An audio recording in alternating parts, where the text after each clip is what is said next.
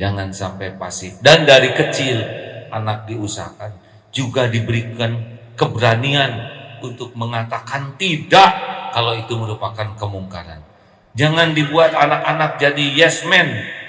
Dia harus berani mengatakan tidak kalau itu salah. Ayo nak merokok. Tidak. Kenapa? Ku tahu apa yang ku mau. Keren loh nak. Yang merokok itu jantan. Kamu nggak merokok kayak bencong. Bonceng aja lihat yang lagi pada merokok. Latih untuk berani mengatakan tidak kepada kemungkaran. Ya, ini penting Pak. Kita lihat, maaf ya Pak ya, di Geger Kalong itu sekitarnya banyak kampus. Rata-rata itu mahasiswa. Ada S1, S2, ada S3.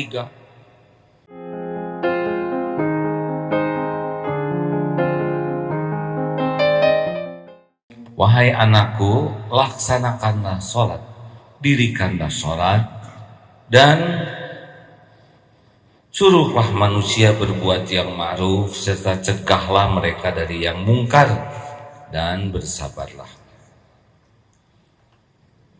dengan apa yang menimpamu. Wasbir ala ma asabak, inna dzalika min azmil umur. Dan sesungguhnya yang demikian termasuk perkara yang penting.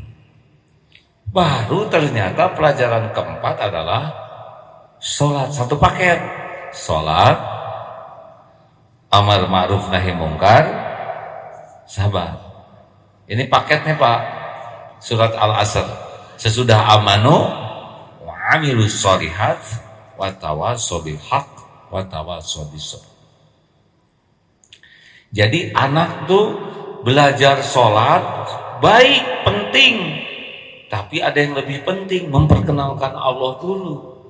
Sehingga kalau anak sudah tahu bahwa ini adalah kembali kepada dirinya, anak akan punya rasa berbeda bahwa sholat itu adalah kepentingan dia. Benar? Selama ini anak-anak sholat kan kepentingan orang tua. Jadi sholatnya juga kalau disuruh. Kenapa? Ada yang kelewat. Memperkenalkan, nah Allah yang menggenggam dirimu. Tanpa pertolongan Allah gak bisa apa-apa. Apa yang kau inginkan hanya ada dalam kekuasaan Allah. Sholat, nah tiangnya. Engkau tidak sholat, engkau yang rugi. Engkau sholat, engkau yang untung. Jangan salahkan siapapun kalau dirundung kepahitan, kalau kita tidak sholat. Pertanyaan pertama di kubur itu sholat. Sholat itu adalah untukmu. Nah, hadirin, kelihatannya kalau sudah bisa mengenalkan untung rugi dari amal yang dia lakukan, maka sholat itu menjadi tiangnya. Kalau urusan kacau, pasti sholatnya yang kacau. Kalau hati galau, sholatnya juga yang galau. Sholat baik, insya Allah kesana jadi baik. Wasta'inu bis-sabri was-shalah. Sholat itu akan lebih efektif ketika sudah jauh dari riya, sudah memahami bahwa ini adalah dilihat Allah dan akan ada balasan dari Allah. Nah, pasangan dari sholat itu adalah amar ma'ruf nahi mungkar. Mengajak orang. Ini dari kecil nih anak-anak harus dididik. Kalau sholat, kalau dia kakak, kak, sholat, ajak adiknya ya kak ya. Bagian kakak yang tanggung jawab. Jadi udah diajarin. Kalau adik, dek, bantu kakak baik-baik ya, nyiapin sajadah supaya sholatnya berjamaah. Ajak temen-temennya sholat. Jadi kalau ada kebaikan tuh buat dia supaya aktif. Jangan sampai pasif. Karena ini kelemahan kita nih. Kita ini suka berbuat itu dan merasa cukup hanya untuk diri. Padahal Rasulullah SAW bergerak hadirin. Dakwah itu penting. Islam ini bisa tegak dengan dakwah. Sampainya Islam ke Indonesia bukan oleh orang yang sholat yang diam saja. Orang yang sholat dan bergerak. Kita dapat hidayah begini karena orang-orang yang bergerak berdakwah. Betul? Bapak ibu sekarang dapat ilmu dan diam aja, mungkin ada manfaat, berkahnya kurang dibanding sesudah dengar ini bergerak. Mulai nyatat, buka gali, sampaikan ke anak-anak, sampaikan ke istri, sampaikan ke teman-teman. Harus bergerak dakwah. Jangan sampai pasif. Dan dari kecil anak diusahakan juga diberikan keberanian untuk mengatakan tidak kalau itu merupakan kemungkaran. Jangan dibuat anak-anak jadi yes man. Dia harus berani mengatakan tidak kalau itu salah. Ayo nak merokok. Tidak. Kenapa? Ku tahu apa yang ku mau. Keren loh nak. Yang merokok itu jantan. Kamu nggak merokok kayak bencong. Bonceng aja kelihatan yang lagi pada merokok. Latih untuk berani mengatakan tidak kepada kemungkaran. Ya, ini penting Pak. Kita lihat, maaf ya Pak ya, di Geger Kalong itu sekitarnya banyak kampus. Rata-rata itu mahasiswa. Ada S1, S2, ada S3. Tapi kalau lihat motor parkir sembarangan, sedikit sekali orang yang berani mengatakan, Pak, maaf, ini motor terlalu tengah, kita pinggirkan. Buang sampah sembarangan, dikit yang mengatakan, Pak. Sedikit orang yang berani. Dia tidak buang sampah, tapi lihat orang buang sampah, belum tentu dia berani menolak. Maaf, AA ada pengalaman waktu takdirnya diundang dakwah di Australia. Mencari sekolah-sekolah Islam. Ada sekolah Islam, perasaan di Indonesia nih, langsung pasang video mereka. Tiba-tiba ada seorang guru yang stand up bahasanya. Maaf, tolong dimatikan sekarang juga. Di sini tidak diizinkan untuk merekam. Orang tua murid juga belum tentu ada yang rela anaknya direkam. Dan mohon dipastikan dihapus sekarang juga. Sopan, tegas, langsung ngerempot saya. Itu stand up. Kita dikit sekali anak-anak yang punya keberanian untuk stand up seperti itu. Benar? Lihat orang buang sampah, gak berani kita. Lihat orang merokok, buang puntung, diam saja. Parkir sembarangan, diam. Karena kita juga parkir di sebelahnya. Sama-sama sembarangan. Sedikit Pak. Yang berbuat baik agak lebih banyak. Tapi yang melarang orang berbuat jelek. Saya jadi suka ingat ke waktu jenguk dulu Habib Rizik di rumah sakit zaman dulu tuh. Katanya, kita sama-sama dakwah bagi-bagi tugas. Bagian nanam bibit, saya bagian ngebasmi hama. Gitu. Lebih berat ngebasmi hama. Karena banyak yang mau ngebasmi juga ya. Tapi saya juga berat ya.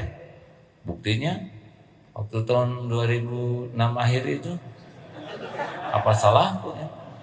Sah menurut agama, sah menurut negara, tidak zina, tidak selingkuh, tetap dibully 7 tahun yang lalu. Nasi kebuli itu hadirin barokah. Kalau nggak dibully, nggak keluar ilmu tauhid ini. Nah dulu mah lebih banyak topeng.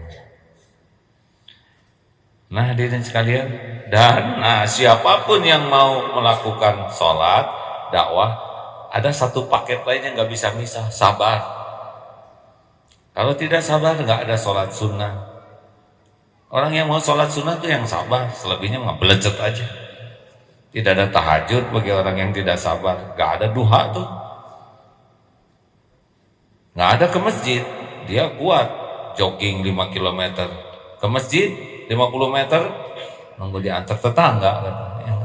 Digotong rame-rame. Ya, dia sholatnya juga mau di depan imam.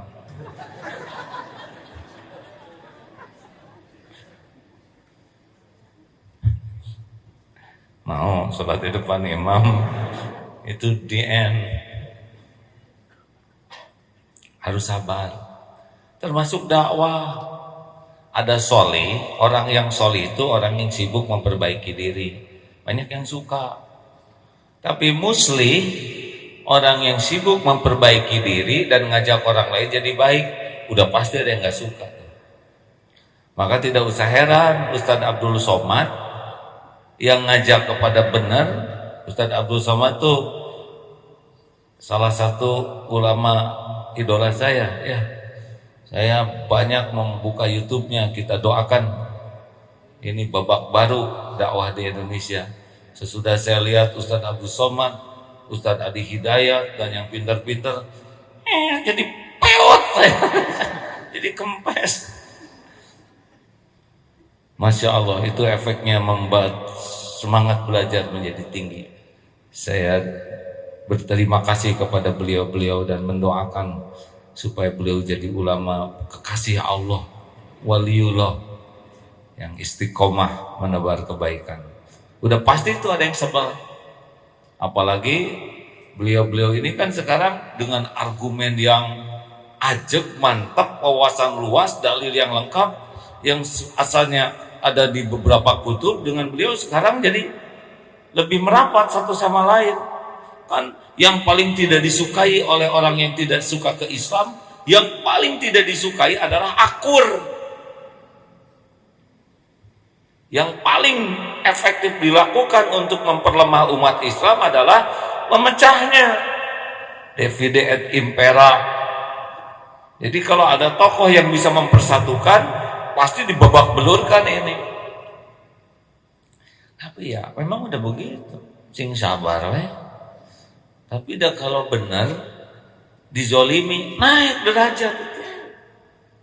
Kalau ngaco dizolimi, itu mah persekot ya.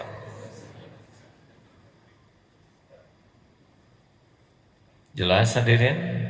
Apa arti sabar teh? Menahan diri, mengendalikan diri sampai tindakan kita itu di jalan yang Allah sukai.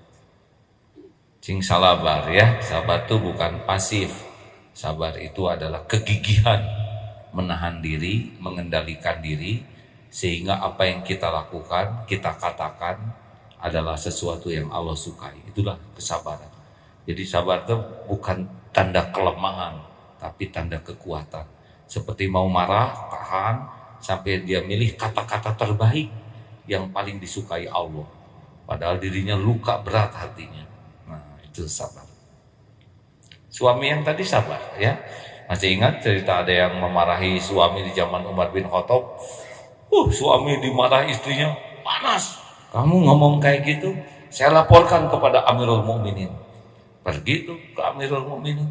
Pas sampai di pintu, bunuh. Ternyata beliau sedang dimarah istrinya, Pak.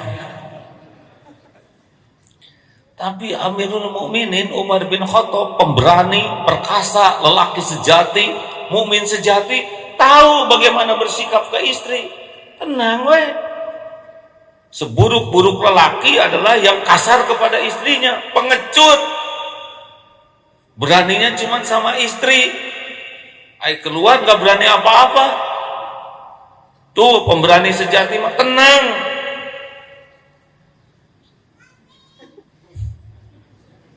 Dua kali latihannya. Sing sabar hadirin.